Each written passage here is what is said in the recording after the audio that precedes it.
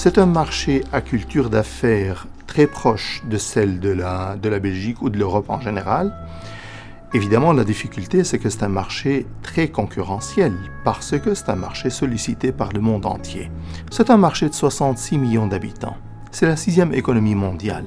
C'est la 2e économie européenne. C'est le 4e fournisseur de la Belgique. C'est le 5e client de la Belgique. C'est un marché ouvert, c'est un marché proche.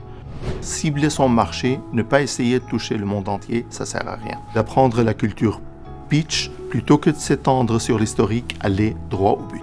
Être bien équipé digitalement, avoir un bon site web et de la bonne documentation. Ce que je conseille toujours, c'est une documentation light et une documentation beaucoup plus profonde.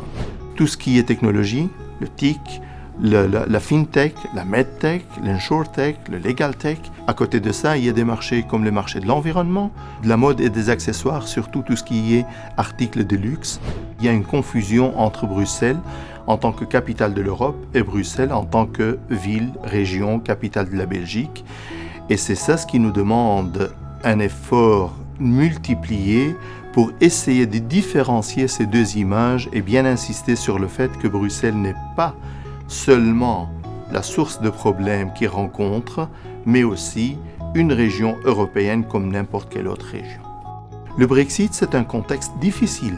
Pourquoi ? Parce qu'il est incertain. Mais est-ce que c'est une raison pour dire « je laisse tomber ce marché » ? Non. Dans le pire des cas, le Royaume-Uni deviendra un marché tiers, c'est-à-dire n'importe quel autre marché en dehors de l'Union européenne. Mais ce n'est pas une raison pour laisser tomber ce marché.